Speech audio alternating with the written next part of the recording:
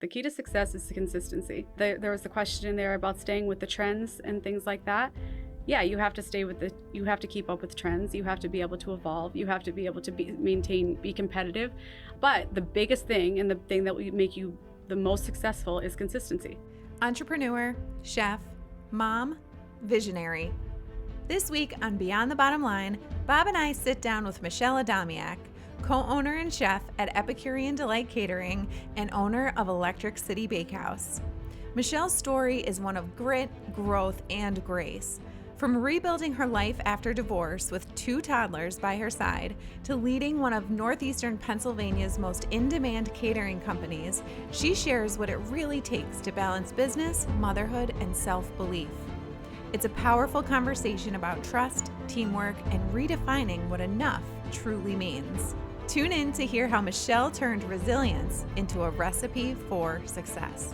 Michelle, thank you so much for joining us today. We had a little bit too much fun before things started rolling here. But. Yeah, no, but I really appreciate it. So Michelle and I don't go back too far. We've known each other in past, but then recently I moved directly next door to her. And I was so thrilled because... Small world. We're women. We are business owners, and we both have 2 children that are roughly around the same age. And it just felt really good to be among my own people when I moved out and on my own in a vulnerable time in my life. So we've become friends, and I see her at the gym and we wave to each other. And as we're going to get children and businesses and everything else. Yeah. So I know you said you were on PA Live. Yeah. And, but when I read we floated some questions to you that we typically like to cover certain topics. And as I read through your answers just a while ago, I was like, Michelle either has to be on a podcast or do her own podcast. I don't know if you're just great at writing, but your answers, I felt like I was looking at an inspirational podcast. I appreciate self-reflective, also appreciative of everybody around you, want to breathe in life and want to leave a legacy. And I was like, I really can't wait to talk to this person. Oh, I'm really excited to be here. Yeah, I think that's just come with honestly, probably within the last 2 years, I've just had tremendous growth as far as professionally and personally. And so I think all of that can be wrapped up into who I'm becoming as a person. So why don't we back up for folks that might not know you? I looked also at kind of your I stalked you on Facebook. So Epicurean Delight, and you have some other things going on. So why don't you tell us, it seems like you do have a lot. So let's start with what you're doing and what kind of brought you to where you are today. So I'm a co-owner of Epicurean Delight Catering, which until now was exclusively off-site catering. Now we're taking on a venue. So it's Lace Venue by Epicurean, which is located in Lace Village in Scranton. That's going to be our first on-site. So we're excited about that. And I started with Electric City Bakehouse, which was a storefront bakery on Penn Avenue in downtown Scranton. And with COVID and some other changes, acquiring Epicurean, it was a lot of the same hours, a lot of the same days. So I couldn't be down there and up here at the same time. So basically Epicurean acquired Electric City Bakehouse. Okay. It's still its own entity, but they're all under the same roof. And I don't mean to go a little off on a tangent here, but I think I saw on Facebook, did you do a birthday cake for Tone Loke? Yeah. That's some serious stuff for hit me at home. I don't even know who that is. Oh, Wild Thing. Gosh. And Funky Cool Medina. I'm so sorry that you don't know who that is. I bet. Rap from my day. Oh. Yeah, thanks. Yeah, we had, go ahead. No, I was this guy had the microphone sitting on it. He was sitting there. Were you on stage there presenting? No. Okay. And actually I can't, my girls, 2 of our cake artists did that for Tone Loke. And so we've had a couple experiences with some celebrities that kind of just fell in our lap, and it's pretty cool. Sorry, go ahead. No, you go ahead. That was the first opportunity that we saw of the artist with the cake. And then they did a video and stuff. So that was exciting because sometimes I've just handed off the cake and I'm like, I don't hear anything after that. Aside from, they loved it or they thought that whatever, but I've never seen them with the cake. So it was cool. That's so cool. Yeah. It brought me into, then I started cruising through your Facebook page for Epicurean or for the cake, for the bakery. And it was just cake after cake. I was like, there's amazing pieces. They're like pieces of art. Yeah. So who makes those? So right now we have 2 cake artists, Emma and Nicole, who are our main cake artists. Back at the bakehouse, I did all of them primarily for the first several years. And then as I was able to afford employees, then I had more of a team. But it's always, there's a lot of talent in the bakehouse for sure. That's amazing. So did you So start cool. in the bakehouse? Yeah. Is that what you said? That's where I started. Yeah. How does that go from probably just you to boom, I have a team of people? I started and I literally had nothing. I was coming out of a really bad marriage. And when I say I had nothing, I quite literally, it was make it or break it. Like I had no choice but to be successful. And I had one part-time employee who doubled as like a mommy's helper because I also had a 2 and a 3-year-old at the time. My son was in preschool. My daughter wasn't even old enough to go to preschool yet. So she was with me every day. So she literally was part-time mommy's helper where she was like helping to change diapers and everything else for my daughter who was 2 while I was making cakes. And then she started baking and helping me around the shop, running the register and things like that. So that's where it started. And then little by little, I was able to add on another employee, maybe a couple more hours just to increase production, because you get to a point in your business where it's like you have to choose between taking the financial strike of hiring somebody else or limiting what you could take on and the revenue that you can create. So just little by little, I added it in, started with folding tables in the back, got to increase to stainless steel tables. Like you started from the ground up. And then during COVID, it exploded. We were one of the only bakeries that stayed open. Most of them closed voluntarily. Some of them closed for 6 weeks at a time, 8 weeks at a time. People didn't want to go to the grocery stores. So they came to us and I had no choice but to stay open. There were times where I even felt guilty. I was like, am I doing the wrong thing? Am I putting people at risk? But we were labeled as a business that needed to stay open. And luckily it just increased our sales. It just blew up. I love that you're labeled as a business that need to stay open. No, joy is 100% essential. Oh, I know. Yeah, cake. essential. That's what it was. Yeah. Essential businesses. And thank God, because I didn't pay myself. It was my only livelihood. So I didn't even have myself on payroll at the time. So I wouldn't have been able to collect anything. That was my livelihood. I had no other choice. So I just worked and worked. My staff was afraid to come in. So I was like by myself. People were at home complaining that they were at home all day long with their kids. And I'm like, I just want to go home. I want to be home. But I couldn't. And it paid off because it introduced other opportunities. Yeah. I have a million questions. I don't want to jump. One of your answers was, what's one thing you're most excited or passionate about right now and why? And you said balance. Yeah. For the last 12 years, so my son is 11, my daughter's going to be 10 on Saturday. For the last 12 years, I haven't had balance. And I think that I just got married in July. And I think that, thank you. So for the first time in a long time, I feel like between my personal life, my professional life, motherhood, my health, all of that's what I'm most passionate about right now. Giving myself as much of myself to all of those important aspects of my life as possible, rather than just being successful at work. Because for the longest time, I was just successful at work and I fell short in a lot of other ways. So now I can create that balance that I think ultimately defines success for me. Absolutely. Was there a point that you got to that made you decide that, or was it a gradual transition? It was definitely a gradual transition. I think I was in fight or flight for the longest, and I didn't really have a choice. Like it was either provide for my children and not able to take them to the Saturday birthday parties and not able to be there for certain games and lessons and whatever. And they were at my mom's probably more than I'd like to admit, because like I was in essence a single parent in every sense of the word, didn't have a co-parent at all. It was either that and provide, or what am I going to do? Not feed them? So that was my choice. That was the choice that I had. So as I was able to get employees, now I have 2 amazing business partners that we bought Epicurean. And so now I have a team of people, and then that allowed me to have a little more freedom.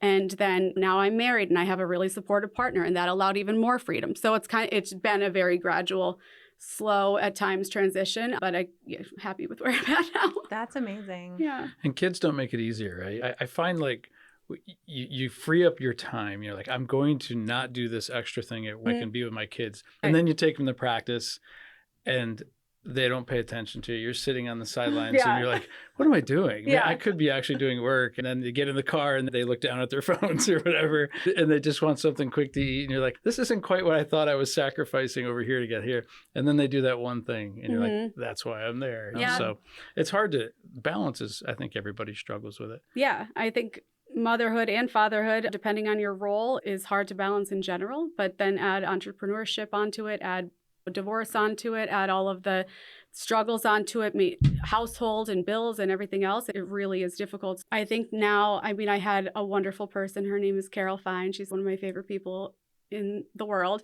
She was like, I was always feeling guilty. This is when I first bought Epicurean. She and I started developing a relationship. And she was like, Michelle, she wrote me a couple of really just beautiful letters that I'll never forget. But she was like, what's important is not you being on the floor coloring with your children. She's work now, like work while they were little. And then because then you could be there when they're older. Like then you could be there for them when it matters. You know what I mean? Not that it doesn't matter all the time, but she had such a beautiful way of putting it. And it really put things into perspective. And allowed me to let go a lot of the guilt that I held and probably still hold to this day, that I wasn't necessarily able to. They would be playing and I would be working, and to this day, like, I'm like, I wish that I could go back and get some of those moments back where I could be more present with them, put down the phone, be there with them. But again, I was in like fight or flight. Yeah. So I put my head down and I did what I had to do. And you know what? You taught them that's okay. And I am very similar to you in that I have 2 small children and I work pretty much around the clock too. And it is a constant battle of how do you choose? One of the ideas that kind of carries me is I grew up in a home with 2 working parents who were gone 14, 16 hours a day, Right. 7 days a week. And if I wasn't there in their presence at the workplace, at the restaurant, I didn't really see my parents. But what I did learn from that was more than I could ever get from any kind of experience as an older person. So you taught your children way more than you think you did. And I think it will pay off in the long run.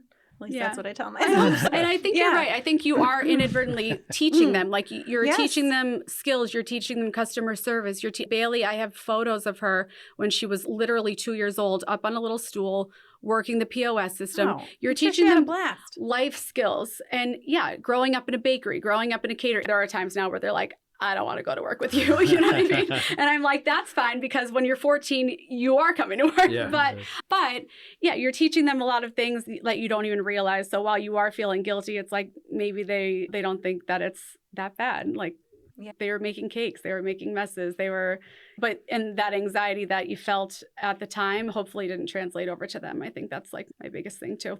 You wouldn't have it if you didn't care. Yeah. That's true. There's a lot of parents who just don't care. Yeah, So, totally. yeah. I'm not a parenting guru. I don't need you to collect data to prove that, but I just feel like you be yourself, be the person that you want your kids to be, and they mirror you. Yeah. They don't copy everything, but I look at my kids now. They're both going to be graduating from Penn State this year and next year. They're very similar. Like when my kids do anything good, I'm like, that's totally me. You're like, I know I'm that. not going to say their side, but no, they are. People all the time say, oh my gosh, he or she is so much like you. And I think that's it. I take it as a big compliment. Totally. They have some of my faults too, but I don't know if there's a secret sauce to it. But it sounds like, I want to go back to this if I could. A lot of people, especially when you're fight or flight, like you're talking about, they don't pick their head up and recognize that they're in that situation. Right.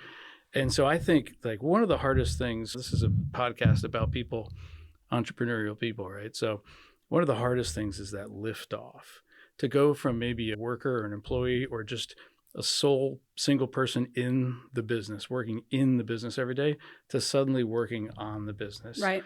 It's not I'm going to flick the switch. Tomorrow I'm just going to be a manager of the business. Right. And then you just took your most talented person away from the service or the product. So there is a transition.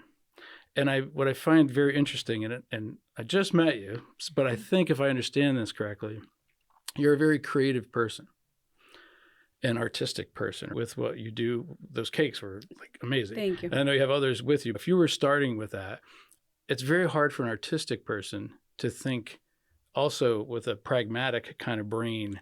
Yes. And be more of a business manager. Yes, you're not wrong. How did you discover how to do both, or did you outsource that? Did you team up with somebody? How'd that go for you? Honestly, I could give all of the credit for that to my business partners, Mike and Pat being my other operating business partner, because he is the one we have to create systems. And someday you're not going to be the one in the kitchen and you're not going to be the one doing that. And if we want to grow this business, we have to be able to take ourselves away from that. Like you said, put somebody in that position and then be able to manage it all. And until then, I had a hard time accepting the fact that I wouldn't be the one. You know what I mean? I'm like, if I'm not, because that's at the bakehouse, I was the one. And so I think that It was a learning curve and process, and something that I'm now able to accept and see the broader vision of it all to be able to grow the business.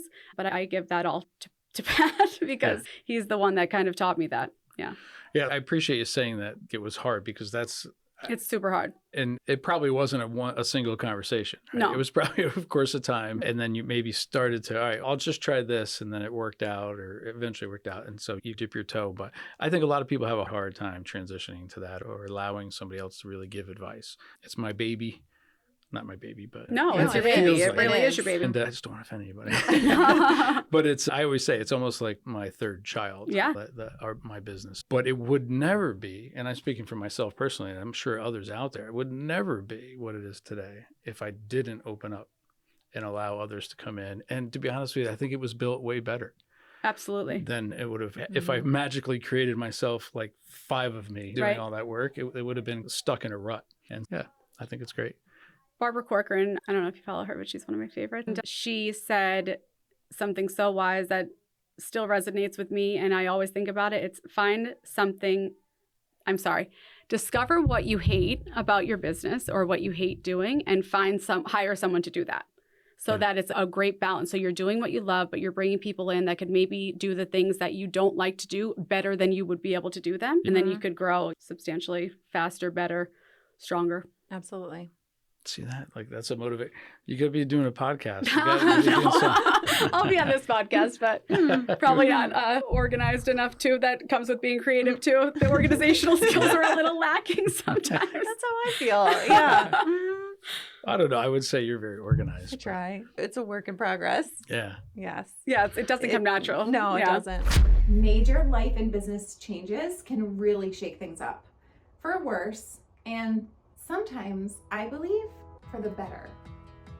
As a certified neuro coach, I know that when we are in an area of transformation in our lives that we did not choose, or maybe we did, we're bumped up against our comfort zone. And when that happens, our subconscious mind gets louder and tries to pull us back to where we feel safe. But I know, as a certified neuro coach, that this is the perfect time to take this transformation and turn it into something that you desire, something that you want. This is the perfect time to rewire those old limiting beliefs that have gotten in your way, and let's break free from that in this time of transformation and make it work for you. Let's turn this into a magical moment. I would love to hear from you. You can book a call on my website at mariaconaglero.com. Let's make this transformation last. So what other things that we want to talk about here? Because you've got a lot going on. So you've got Epicurean, and how much time do you split between that and I want to say the bakery. What is it called? So there's Electric City Bakehouse. That's, again, that we have a couple of cake artists and they're incredible. And so that's, I don't want to say on its own, but they do their thing with that. Epicurean, I am one of the chefs as well, but we just took on Lace Venue down at Lace Village. So that's where I'm shifting more of my time to, just to get that off the ground. Talk to us about that. What's that like? It's really There's a lot of buzz going around about that. Yeah, we're excited. So again, we've been entirely off-site. So we have a whole fleet of trucks. In fact, when you're leaving Tunkhannock, if you peek to the left-hand side, depending on where you live, you'll see like our whole fleet. So we have trucks and vans and trailers and everything that will take an entire kitchen with us to the job. What sets Epicurean apart is that it's a mobile kitchen, essentially. So it's a mobile restaurant. You get restaurant quality food in a catering setting. For events, we actually just did Friendly Sun, 720 people this past weekend. That's a big I think I saw that you put out 720 steaks in 15 minutes. 15 minutes, yeah.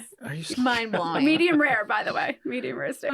So mind blowing. That's insane. I have goosebumps thinking about that. It actually is exciting. It's a real adrenaline booster, and you have a lot of pride after you do it successfully. Last year was our first year doing it, so I was a bundle of nerves, but this year we're like, all right, we got this. But anyway, so we're taking on a venue now, which will be our first on-site project. So we'll have our own kitchen down there. Basically, not a dedicated team. I want to rotate our team through there, just if you have call-offs or whatever, everybody's familiar with the space. But we're doing the entire venue start to finish. So it's the ceremony, it's the setup, it's the designs, it's working with all the vendors. And then we have the catering aspect of it as well. the bar, which we've never had to do aside from like just our sodas, mixers, bar fruits package. Now we're taking on the full bar. So we have all of the responsibilities of the venue. So it's a big undertaking, but it puts us into that next category. We're almost maxed out at what we're able to do in our commercial kitchen right now. So it's either expand the kitchen and be able to take on and expand the fleet of vehicles and be able to take on a 6th wedding or 7th wedding eventually, or this project came up and now we're able to have a designated kitchen down there that doesn't require a vehicle so that we could take on an additional wedding, hopefully Friday, Saturday, and Sunday eventually. Yeah. Wow. I feel like I'm in Shark Tank when you're talking about that because it's about scaling, right? Yeah, it's about scaling. You want to grow something that you can eventually sell, right? Yeah. So Yeah. So if you're trying to do all of that, how many employees do you have? we have Roughly? over 100 if you count all of our servers and bartenders. Really? Yeah. Wow. Yep. So we have a pretty big team. We just hired our 5th chef. So we'll have 5 full-time chefs on our payroll. And then there's pastry chefs, the cake artists, project manager. We have truck loaders, unloaders, dishwashers, maintenance, and then our servers and bartenders. And eventually we'll have coordinators and things like that for the venue. I got to tell you a side Wow. story about Epicurean Yeah. Delight. And I hope this is taken well. It should be a really good compliment. I hope it's not misunderstood. But years ago, it was a nonprofit and we wanted to impress some folks. And we decided we got to get Epicurean Delight, right? Yeah. And after the event was over, basically the guy in charge of all of it, everyone loved Epicurean Delight. But he was frustrated because as the event happened, they were just wandering around and we're supposed to be talking about what we were there for. All they could talk about were like the spring rolls, Oh, amazing. all the Epicurean Delight stuff. And they were like, oh, we should have just got like an average caterer. I love to hear that. Way to steal the show. Yeah. Sorry for stealing your thunder, but I love to hear it. That was a great experience. And so Yeah, I we was glad put to out hear. a product that we could be proud of for sure. We take a lot of pride. All of the chefs are super talented. Everybody brings a lot to the table. And I think our product does in the most humble way possible. I think our product speaks for itself. And it's so consistent. Thank you. It's so consistent. Thank you. I think that's the key, honestly. The key to success is the consistency. There was a question in there about staying with the trends and things like that.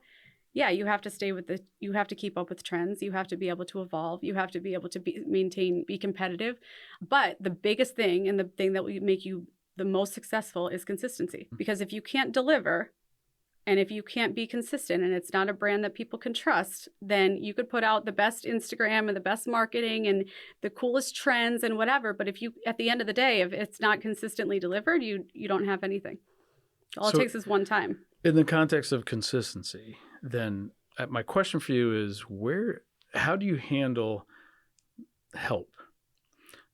And what I mean by that is I can't talk to a business owner, especially in the last year or two, it's just so hard to find good help and dependable, reliable help. Even if even if they don't do a great job, if they at least just show up from this time to this time, I can get most of my stuff done. But sometimes they just don't even show up or they ghost me. 100 people, that you're going in and out of. I'm sure no business is perfect. People come and go. There's always turnover. Life happens. But how are you able to grow? How are you able to consistently find help that also stays at that caliber? We are so lucky in that our help is incredible. They're really the backbone of the entire company. We couldn't do it without them. I say that all the time, and I mean it wholeheartedly. We have people that care about the company like it's their own, which is almost unheard of these days. We acquired the company. I think it was part of the culture that was built into the company when we acquired it, I will say, because some of the workers have been there for 30 plus years. Yeah. There are some of our front of the house managers, which are our captains that have been there for 10 plus years. And they just know the ins and outs of the entire business and they take a lot of pride in it. And I think that filters down from the top, that filters down into everybody. We also treat them really well. Hopefully they feel the same way. But when it comes to taking them out to dinner, showing appreciation, even like hiring them pizza or ordering them pizza at the Friendly Sons and then setting out a buffet for all of them to eat after everybody else gets to eat. Just little tokens of appreciation, I hope translate down to them. And I think it does because a lot of people do stay. A lot of the workers, a lot of the servers are per diem. So it also offers flexibility that if you have most of the time it's their second job, sometimes even their third job. We give a lot of flexibility in their hours and the days. So if I'll just ask for their availability and then they'll send it to me. Likewise, with our full-time kitchen staff, they all have lives and we recognize that. So if you have to leave to go get your children, if you need to bring your children to work, if you need to come in late because you're going to read to your children's class, if you have to leave for a doctor's appointment, if as long as your work is done by the time that party goes out, we don't care when you do it. Yep. And I think that's the key too. It's almost like the whole argument of working from home versus going into the office. Working from home has given everybody so much more flexibility, but more productivity when they're in the office. This kind of gives like a similar mindset of people liking to work from home because they can formulate their own hours so that they can still maintain a life. Yeah. It's beautiful. I just have so many questions. I'm Yeah, sorry. keep them coming. Go for it. I just, No, go for it. I'm sorry. I'm the one doing all the asking all the time. I just love seeing what makes people tick. Yeah. And you seem like you got a lot of energy. I'm sure it's not always there, but for the most time, Most it's of the probably, time. yeah, come on, nobody's perfect. But I'm trying to figure out if I don't really know the timeline, so I might be wrong in this, but you just said you just recently got married, right? Yes. Like a year ago? Yeah, Or last last year or July, actually, not even a year. Okay. Congratulations. You Thank beat me you. to it. But, so you were a single mom. And how long have you owned Epicurean? I've been a co-owner. 5 years. So you were a single mom with 2 kids, pretty young. Yeah. And you decided I want to transition from working in the business to actually being an owner? No, I started Electric City Bakehouse as an owner Okay. when they were 2 and 3. So basically, I was getting divorced as I was starting the business. And What about Epicurean? Epicurean, we bought that during COVID, actually. And how that started was I have a friend who was an event coordinator at a local hotel, and management, there were certain situations because of COVID, and she came to me and she was super upset. And I said, why don't we just start our own event coordinating company? Like, we could have consultations here at the bakehouse. We could just do it. I'm like, let's do it. To this day, she owns a really successful event coordinating company, but we had a couple that wanted Epicurean. So we called Epicurean and they said, we're for sale. And if we don't sell, we're closing. So we There you had go. called Epicurean to book Okay. for a couple that we were coordinating their wedding for. And that's how we learned of it. And I was like, oh my God. And she was like, oh my God, Epicurean's for sale. And I am a trained chef. So I went to culinary school for cooking, and it's what I've always wanted to do. But baking allowed me to be a mom. So bakery hours are early morning. I was still able to get my children from school once they were in school and then be with them at night for the most part. And so but I love to cook. So I really wanted that role. And I was like, how would you feel if I were to pursue buying Epicurean? And she's, yeah, no, do it. She hands down, just do it. And I'm like, it would probably be the same hours, the same days. So I wouldn't be able to do the event company anymore. And we had literally just started it. And she was like, no, do it. She's like, I'm good. So she went her way and I went my way. And so here we are. Wow. That's part of where so I didn't have all my facts right. No, you're okay. The question is still Yeah. that it's leading to me is, do you consider yourself a courageous person? Or were you maybe not aware of the risk? Because when you tell me what you just did there, that's a risk. Yeah. Especially when you have 2 little ones, right? Yeah. Were you aware of the risk and you just pushed it aside and said, I have to take it? Or were you ignorant to the risk and afterwards maybe look back and go, wow, I didn't realize how close I was to taking so much risk? You know what? No, I've always been aware of the risk because I was a single income household. And my children, their father is not involved in their life. Like I said, quite literally a single parent, no co-parent. And so I knew the risk. I remember thinking to myself, this is how moms can't afford Christmas presents. This is how it happens. You know what I mean? This is how people end up. Luckily, I had a huge support system, but I always thought to myself, this is how it happens. And so I just pushed myself and worked my entire ass off until I was successful. And always aware of the risk, but it was a smart risk. I knew their reputation. And I knew how successful they were. And I also knew the growth potential of the business because they didn't do a lot of marketing. And there were so many people that still didn't know what Epicurean was, even though everybody in the business knew that Epicurean was the best. Yeah. And so I saw all of that growth potential and knew that kind of took away the level of risk for me. I love that answer. Not that it's your answer, but what I like about it so much is I've talked about this in the past.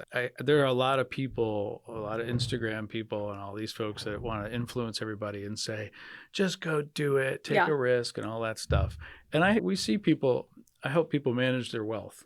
And I see people take risks. Right. And sometimes they don't. Ignorance does not mean stupidity. Just they literally had no idea that that could fall off a cliff or anything. Right. But some people take a risk and they don't have the ability to recover if things go wrong. And it's usually not, hey, if this one thing goes wrong, it's usually a compound. Like all of a sudden this went wrong and this. Right. It was a perfect storm. Now I'm in a really bad spot.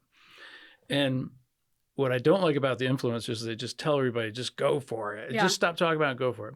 I agree that you're an exception because I'm surrounded, you guys are probably surrounded by the same people. And I've been this person at times where you're hanging out with your friends and you're like, wouldn't it be amazing? Somebody should start a business to do this. And you're like, yeah, we should. Blah, blah. And then you go to work the next day. Right. And then a year later, you're like, damn, somebody started that and it's doing really well. And you feel like I didn't take the chance, right? But a lot of those chances are not the right chances. You basically said to me just now that it was the right chance for me. You had the background, you had an understanding of the industry, you knew how things were put together. And you're like, this is custom made for me. If I'm going to take a risk, this is my perfect shot. Yeah. Yeah, it's almost like risk analysis, right? So it's like, what does this look like? And again, I think that the biggest part of it was that it did have the growth potential. Like seeing what it could be versus what it was huge. Yeah. And I love doing it. Where are you taking it? You guys have a pretty strong team, it sounds like. Yeah, we have a strong team. Truthfully, again, in the most humble way, we get opportunities, probably more opportunities that we could take on because of the reputation of the company, because of our staff, because of our service. So we've been really lucky to be able to choose what we want to take on, the venue being one of them. I think when I'm down at Lace Village, I get super inspired and it feels really good to me. Whereas we've had opportunities to be exclusive caterers elsewhere. And it was like, okay, but do I really want to be there every weekend? Do I really want to put a team there? Is it too far away? Again, with that and analyzing everything and what makes most sense. But every time I would be down there, I would just, even when going through contracts and you're like, is this going to work? Is it not going to work? Is it worth it? Is it not worth it? Every time I would be down there, I'm like, no, it's got to work. We have to be here. And still to this day, every time I go down there, I get super inspired by the space. So that's next. And then we have some other projects that we're talking about, but we're in a step-by-step kind of thing, not too much too quickly to where we fall on our faces. When you went to culinary school, did you see all this in your future? What did you see for yourself? I don't really like to work for anybody else, admittedly. So I probably knew that I would be somewhat of an owner. Why do you say that you don't like to work for someone? Oh, I don't like rules a lot of the times, unless I make them for myself. I'm not really a rule follower by nature. Okay. So this works out better for me. But disciplined, you have to be self-disciplined in a way. But I lost track. The question of yourself. Yeah. What did you see for yourself when you were just in school? So dreaming? I loved doing. I either wanted to be a personal chef because I didn't want to live here. So I could see myself being a personal chef, or I really loved food design. So like plating for magazines and food artistry in a way was something that I could see myself doing. So those were sort of two aspects of it that I was super interested in. But I always loved catering more than restaurant. I never really wanted to be a restaurant chef. You still get a little bit of that adrenaline during a catering production, but it's not that constant like feeling in your chest where you don't know what's going to come and when the rush is going to come and what you're going to have to make and how you're going to have to handle it. And I give so much respect to those chefs, but it's not for me. Like the bear. The bear. Okay. It's again, you get a lot of that adrenaline, and certainly what we do is super stressful, but it's planned adrenaline. Know what to expect, that you're going to serve 720 people that night. You know that you're going to serve 500 fillets and 200 you know that ahead of time, so you're prepared for it.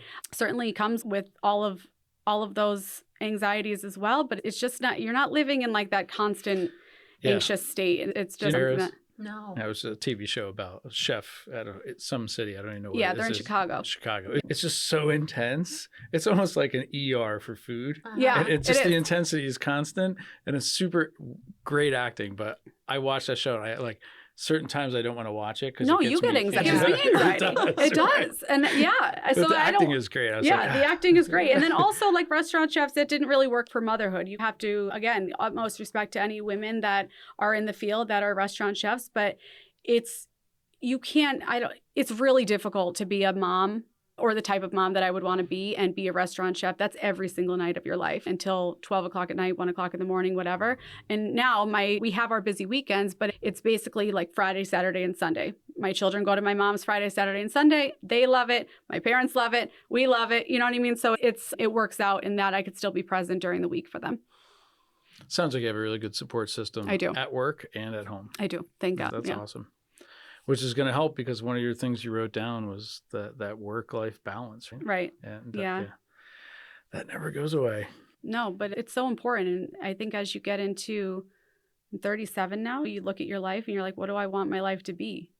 And what do I want my health to look like? And I look at pictures of myself from even 5 years ago, and I could see the differences in my face, like from what I looked like then to what I look like now, because I just was so stressed all the time and so riddled with crippling anxiety all the time and not sleeping and not working out. And so you carry all of that with you. It affects every single element of your entire life. And so maintaining that balance, like taking the morning to go on a hike with your friends, or like last year, I was like, I want to spend more time outside. So my girlfriends and I literally every single week, we would and they're all business owners. We all would make time one day a week to go on a hike in the morning together. And it just makes like I'm going to do this. And then you do it.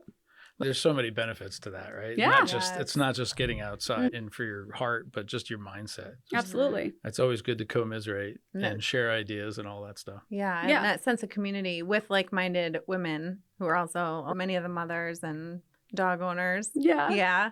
Yeah. I feel odd man out all of a sudden. No, I know that she was hiking every Sunday. Yeah. Yeah.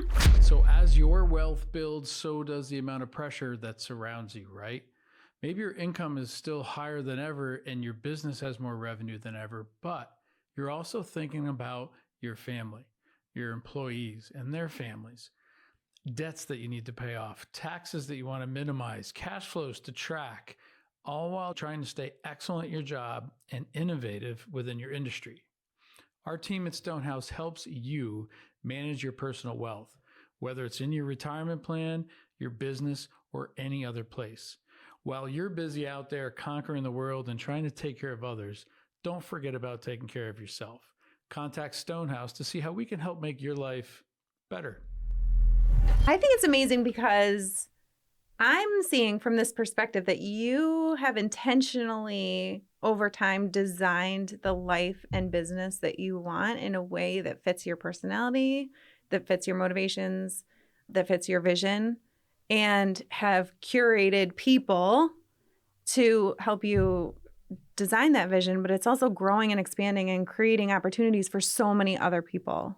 You're not saying, I'm a caterer, so this is the box I fit in. You're saying, no, this is my life. This is what's important to me. How can I make this thing in this industry work for me so that I can give my best to this and to my children and to my health and still provide for an awesome team and provide for my children and my spouse. It's just incredible. Thank you. But you've curated it and created it step by step. I appreciate it.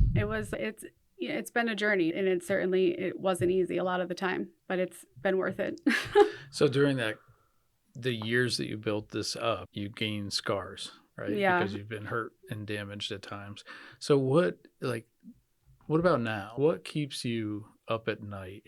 What do you think about that this is definitely something that's coming down the pike that I got to be careful of? You don't have to share it. Yeah. It's specific to the business, or is it getting off balance? Whatever it is, we all stare at the ceiling once in a while, or too many times, depending on what's going on in your life, and just trying to get inside your awesome head. Thank you. I appreciate it. No, I will say that I'm at peace with a lot of what happens in my life right now. So not a lot keeps me up at night, but of course there's always the what ifs. That probably is what keeps me up, whether it be with my worrying about the future of our children and worrying about the business and worrying about if I take on too much, what that looks like. Because with everything that you take on, it comes at a cost of somewhere else in your life. I think that's probably actually like where I struggle with the most, is that where do I want to take this? And not just myself, but my business. Where do we want to take this so that it doesn't take away from being able to be more present for the children, being able to be a better wife, being able to be a better friend or a better daughter or whatever. Like, where do I have to take from to be able to obtain these goals and to be successful in my work environment? And what is the price that I'm going to have to pay for expanding it into something more? And when do you stop? You know what I mean? I always have this thing about me is like this, it drives me nuts about myself in a way, because it's like, when is it going to be enough? You know what I mean? Yeah, like I know exactly what? what you mean. So it's, you're good for a couple of years and that's okay, more. Okay, you're good for a couple of years, more. You know what I mean? And it's like, when is more enough? Yeah. And I don't know what that looks like. I guess we'll just keep going until we find out. You're preaching to the choir. I think as I think so. You're a lot younger than me. Yeah. I'm 53, but I feel like at this stage of my life, one thing I need to get better at is saying no. Yeah. Because sort of a really nice byproduct of success is that the people around you ask you for more. Oh, and we all know, I sit on a lot of boards, and we all know if you want to get something done, you ask some of the busiest people on that board table and they'll get it done. The other people will be like, oh, I don't know. I just don't know if I have time. Yeah. And these people will go, I don't know how I have time, but I'll find it. I don't want to ask them anymore because I know what that's like. Yeah. And I kind of want to, I look at them and say, you should tell me no to this request, but they don't. But I think I need to do, because I think you just said it really well. It's not, I'll find additional time. That isn't an option anymore. No. I will have to replace whatever is important to me already with what you're asking. Right. Or what What's I want worth to do. Yeah. It's hard to determine that.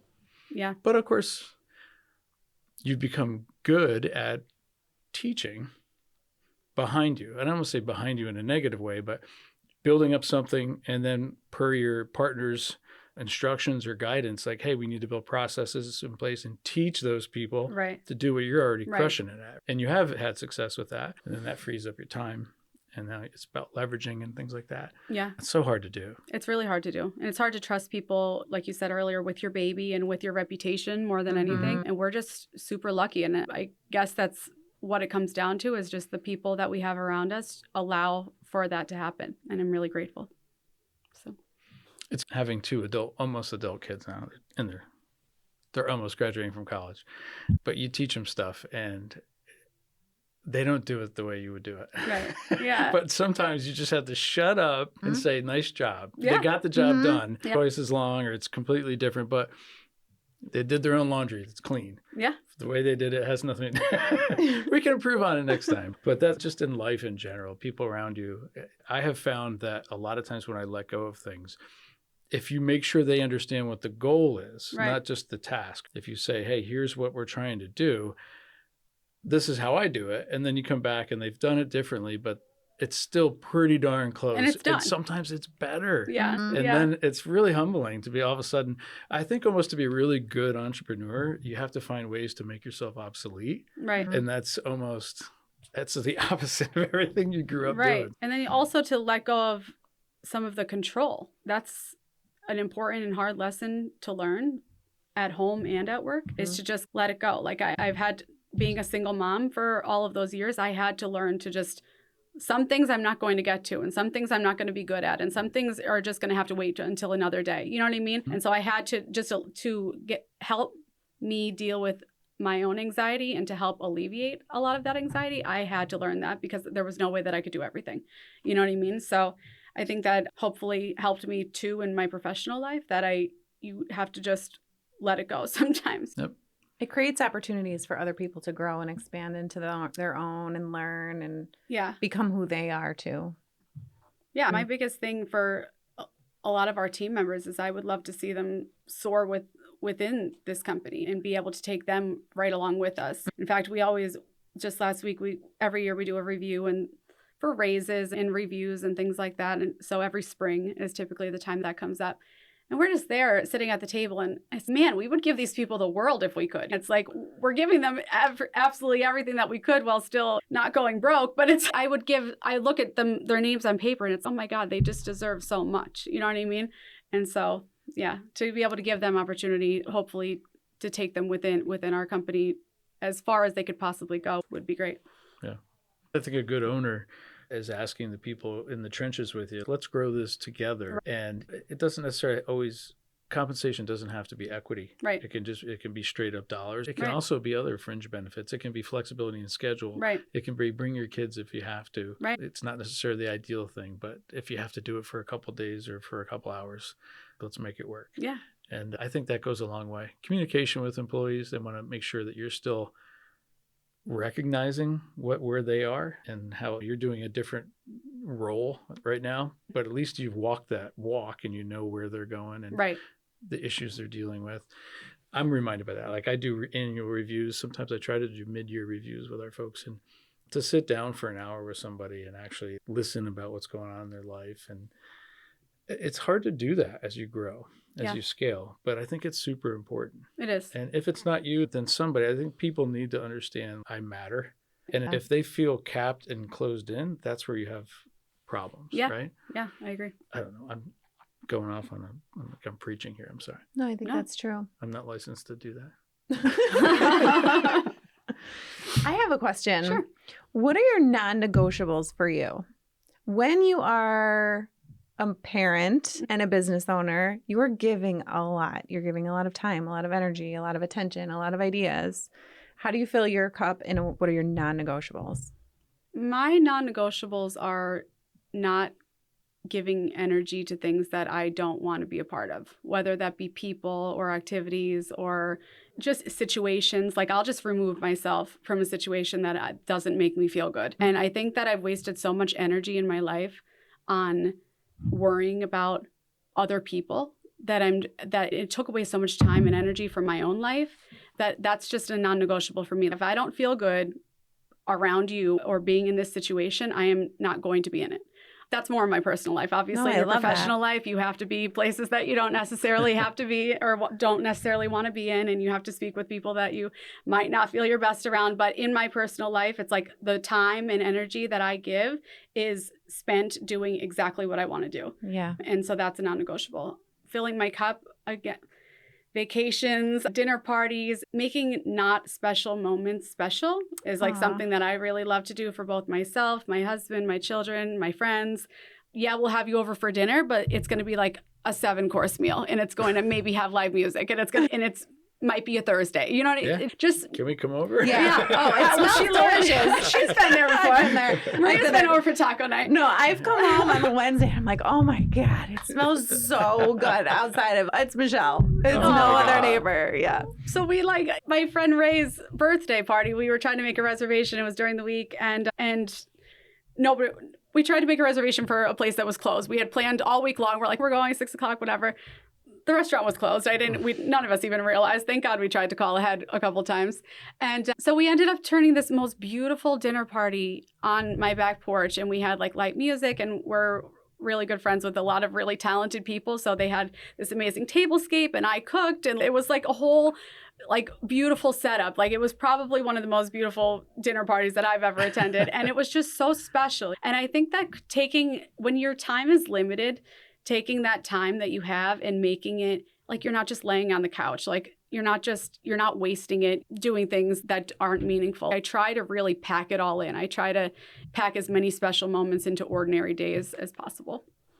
I love that. I think everyone should do more of that. Yeah, that's music to my ears. Yeah. So when I go on vacation, my previous job when I was very young, we'd go to the Outer Banks or whatever for a week. And at the end of that week, it was just like, I go back to work. Yeah. Blah, blah, blah. When I go on vacation now, I was just in Florida for my mom's 85th birthday.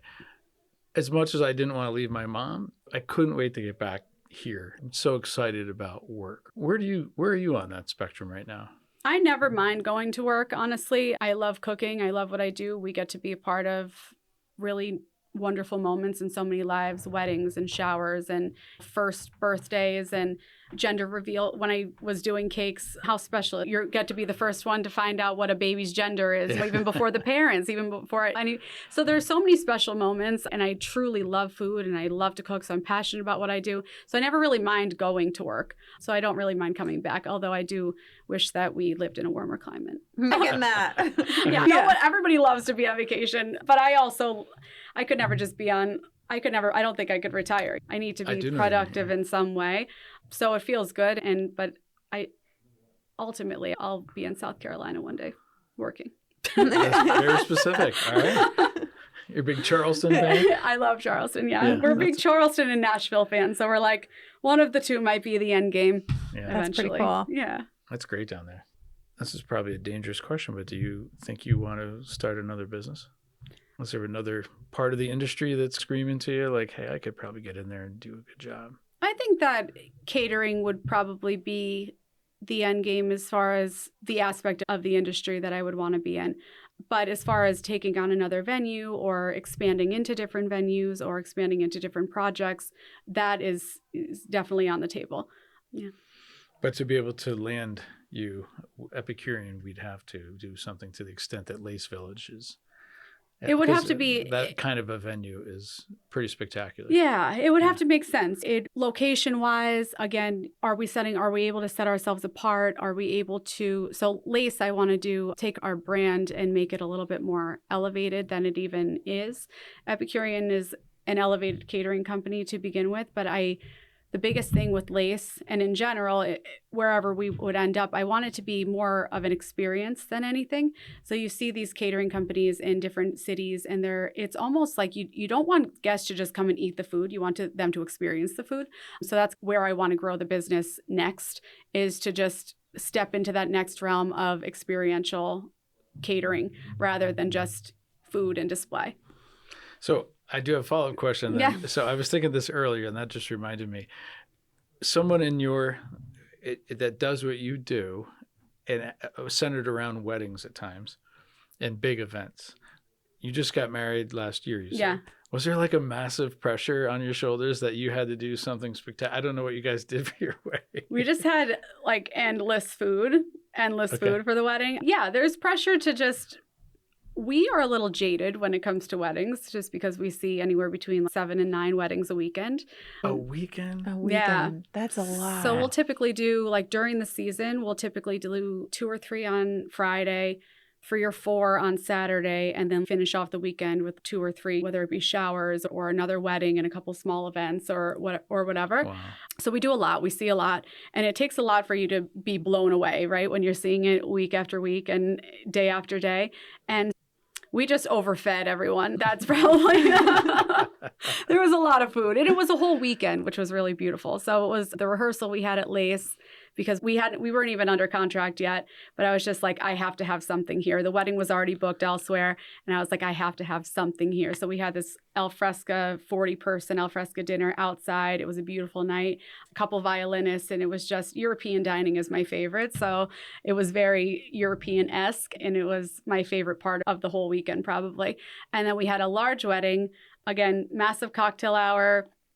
We had caviar and cigars and like a pizza station at the end and courses and courses of food.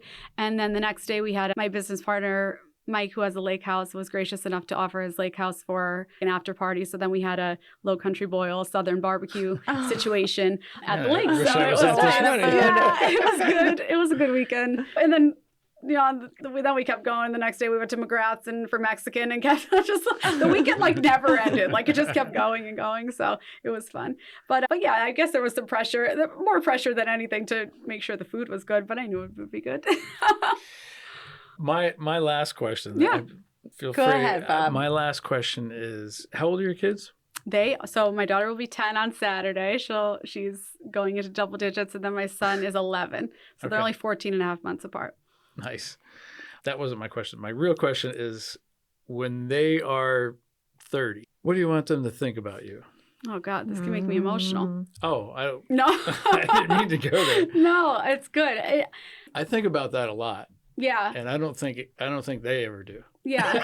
I never thought about it, Yeah. but now as an adult, I think about my dad's gone, my mom's just turned 85. I think about them a lot. And so now in this stage, I think I'm like, what do I want my kids to view me? I feel like 30 is when you start to realize, okay, I'm an adult. The totally carefree days are gone and I have some responsibilities, and that's cool. And then you start looking at your parents in a different light. So when they start to go through that transition, how would you like them to view you? I would like them to view me as someone that has grit and that overcame a lot of obstacles and that showed up for them. Obviously a hard worker. My dad passed away when I was 13. He was a business owner. He worked ridiculous hours. The amount of times that I remember him being there during the week or being able to be at school things or whatever are very limited. And I remember him as a hard worker. And he did show up, but he showed in the best way that he could, but he was the sole provider for our families. But I remember him as a hard worker. I want my children to remember me as so much more than a hard worker. I want them to know that like I gave myself to them and to our friends and to our family and again, like my husband. And I just want them to remember me as someone that showed up for them and that was there for them and that took time with them but also someone that worked really hard to provide for them. That's great. You did it without any tears. Thanks. I know. I'm over here definitely tearing up. That would be, you were the best you could be for them. And I mean, you falter and you make mistakes. And there are times where I look back on their photos and it happens more often now than anything. And I'm sure you could probably relate. And you look back and you're like, I wish like for just one day I could get them back at that age and I could be better and I could be less stressed and I could be less anxious and I could respond better or react better. But you make mistakes and you grow and you get better. And so that's another thing that I want them to know is that like I always tried my best and I always tried my best to be better and to reflect on the person that I was and the person that I want to be, the mom that I was and the mom that I want to be, and to work hard to become as close to that as you can. Yeah, absolutely. Yeah. That was great. That was beautiful. I appreciate that. Yeah, Thanks for I'm opening totally up on tearing that. up. Oh, you're sweet. Yeah, motherhood does that. Yeah. All of it, though. It's all connected. Yeah, it is all connected. I can't tell you how much we appreciate all the things you talked about today. One of the things that's going on in the back of my mind is you got to end this because she's got a million things to do. But the most important is picking up the kids. Yes. Oh, yeah. Don't be late for that. No, I have backup plans. And the support system is going to pick up the children, too. Yeah. Imagine if you didn't have that. How much even harder that would be. I actually can't even imagine it. It would be, and honestly, without my parents, I wouldn't have been able to do any of it. I think that having that support system is a testament to who you are as a human, though.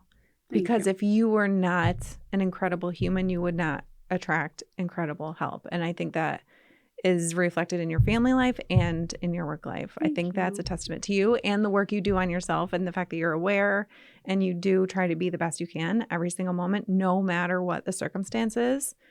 You're doing the best you can. Thank you. Yes. I appreciate it. And I think that support is a reflection of that. Thank you. Yeah, there's so many times where you want to use like your downfalls as an excuse. Like how many times at the bakehouse I wanted to be like, do you know what I'm going through? Do you know that I had to close the business today because I don't have my parents don't have, or my children don't have their dad to take them and I can't be here past this time but you can't use it as an excuse because at the end of the day, people don't really care that much. So that's right. Yeah. It's so true. You just have to adapt and overcome. But yeah.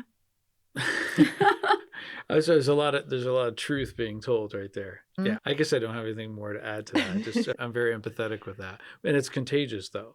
That attitude. I feel like a really good business person, a good entrepreneur has to be a constant optimist while also being a realist. And so you have to have empathy, but you also have to keep your eye on the ball. And it's just really hard.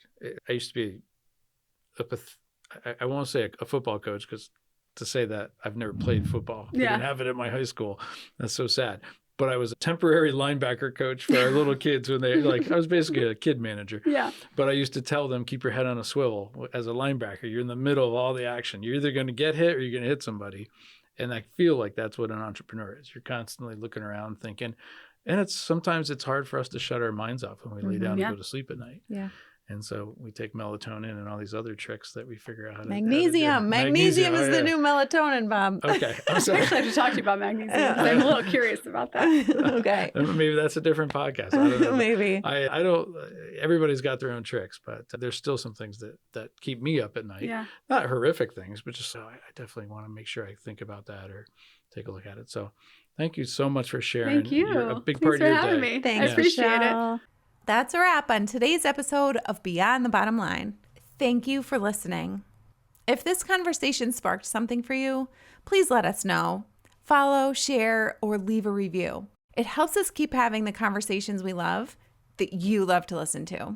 We'll be back in 2 weeks with more real talk from real leaders. Until then, here's to feeling successful beyond the bottom line.